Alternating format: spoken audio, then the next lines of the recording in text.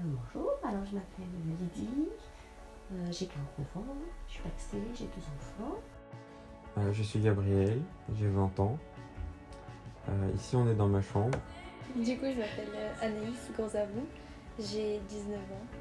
Je suis en licence d'art plastique à la Sorbonne.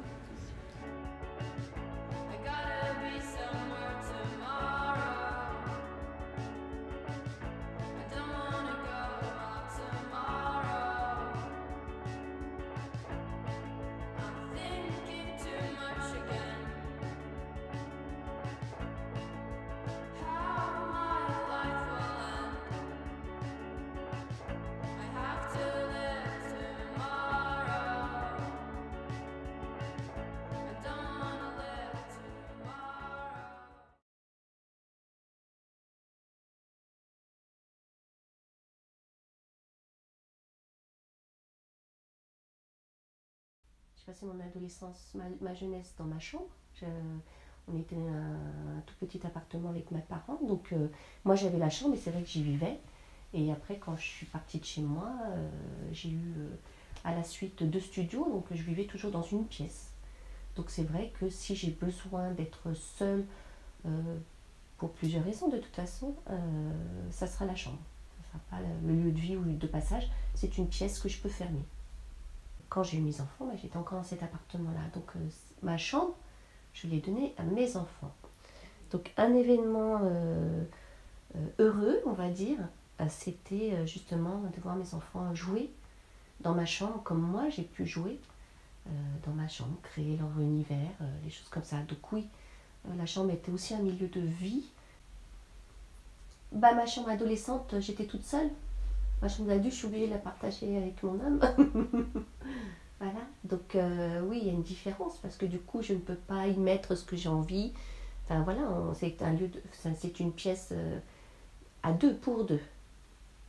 Alors oui, l'extérieur impacte en effet mon moral et c'est clair que du coup, oui, j'utilise ma chambre comme moyen d'isolement.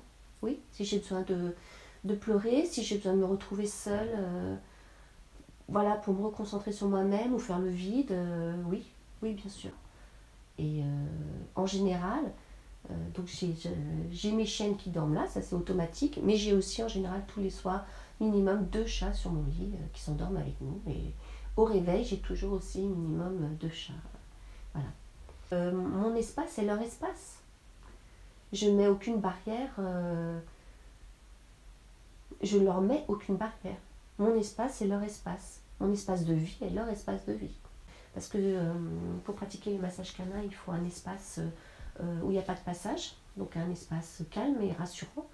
Donc c'est clair que la chambre, je peux m'isoler et puis créer un cocon pour l'animal qui le rassure et qui est tranquille, au calme, dans le silence. Donc oui, tout à fait, je pratique le massage canin volontiers sur mon lit, ou voire même par terre.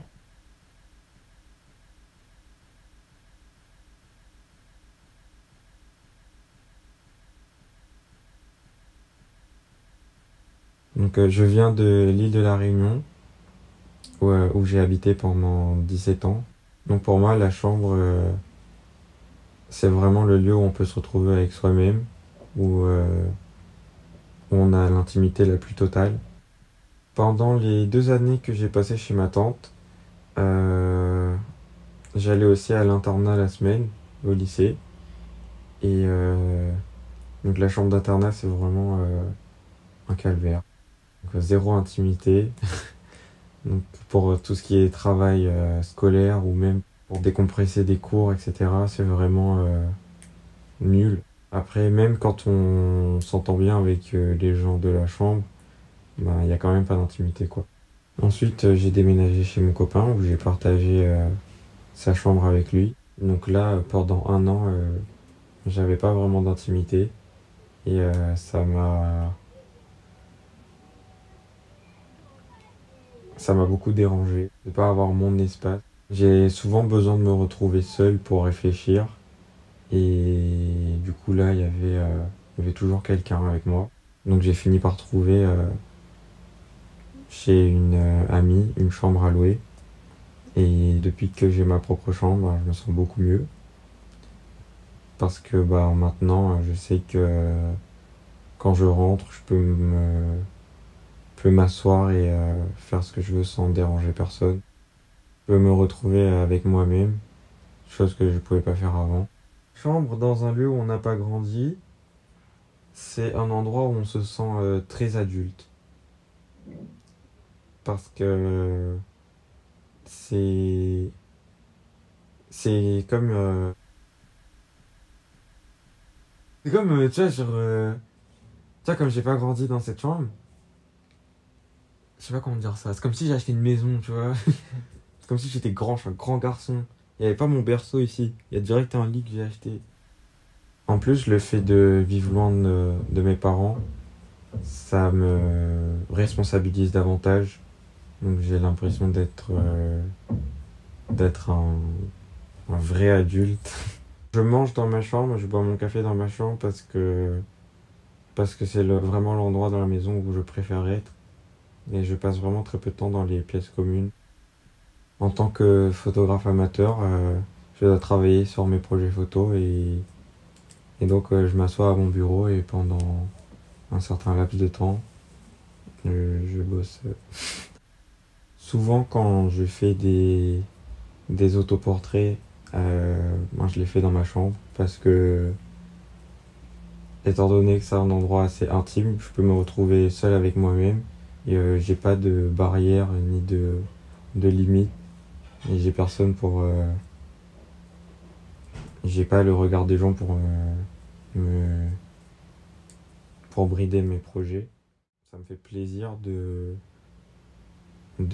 pouvoir me retrouver seul pour faire les choses.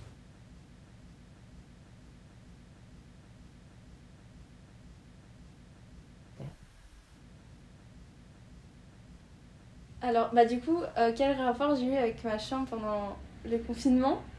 C'est que ça a été un peu compliqué parce que du coup, pendant le confinement, je suis partie de chez mes parents parce qu'il y a eu des embrouilles, etc. Du coup, je suis partie premièrement chez ma tante.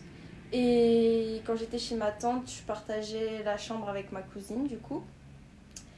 Et puis, euh, et puis après, je suis partie, je suis revenue parce qu'elle habite dans les Ardennes. Et du coup, je suis revenue en Île-de-France, à Nanterre, et j'étais dans une chambre du Crous, mais c'était pas la mienne, c'était celle de mon ami. Enfin, c'est super compliqué, mais du coup, j'ai changé vraiment d'environnement à chaque fois. J'ai vraiment changé de beaucoup d'environnement, et du coup, j'ai pas vraiment. Mon intimité a pas vraiment.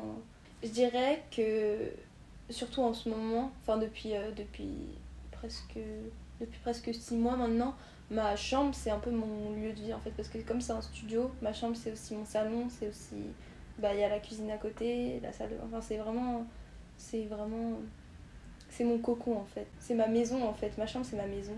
Je sais pas comment dire mais je fais vraiment un peu tout dans la même pièce en fait. Parce que même si je fais à manger là-bas, je vais venir manger ici. Même si je me douche là-bas, je vais venir me maquiller ici. C'est vraiment un tout en fait.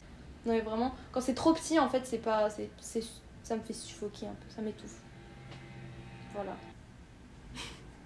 Une anecdote dans ma chambre. J'aime trop poser mon téléphone et je me filme en train de danser. Tout le temps, tout le temps. Genre, je mets de la musique et puis je me filme en train de danser. Tout. Je fais ça tout le temps. Genre, pratiquement tous les soirs. Je me filme et en train de danser. Du coup, voilà. Ça, mais pendant un moment, je dessinais beaucoup, beaucoup de scènes érotiques. Mais après, j'en ai pas honte. Enfin, je m'en cache pas. Genre, j'en parlais, je montrais mes croquis et tout, mais c'est vrai que je dessinais pas ça dans le métro, quoi. Genre, quand j'étais posée chez moi, etc. Si la vie extérieure affecte mon intérieur, un peu, je dirais. Oui, je dirais un peu parce que. Je sais que par exemple, je sais que quand j'étais pendant mon année de terminale, j'allais vraiment pas bien. Et je sais que je rangeais plus rien, je rangeais vraiment plus rien du tout. Et bah, d'ailleurs, je suis un peu bordélique, mais là, vraiment, c'était vraiment le bazar. Parce que le bazar des autres me dérange, mais le mien, ça va en fait. Et du coup, bah, ça me dérange pas de partager, mais pas sur le long terme, je pense. Voilà. J'aime bien partager ma chambre. Parce que même quand je vais chez mes parents, du coup, j'ai plus de chambre. Parce que du coup, ma sœur, elle a pris ma chambre. Et du coup, je partage ma chambre avec ma petite sœur. Et en vrai, c'est bien. Sauf pour certains moments. En vrai, certains moments. Du coup, quand on partage une chambre avec quelqu'un, on est limité sur des plans plus intimes que l'intimité. Si je vous fais un dessin. Non mais du coup j'aime bien, mais c'est vrai qu'il y a des moments où genre c'est mieux d'être seule.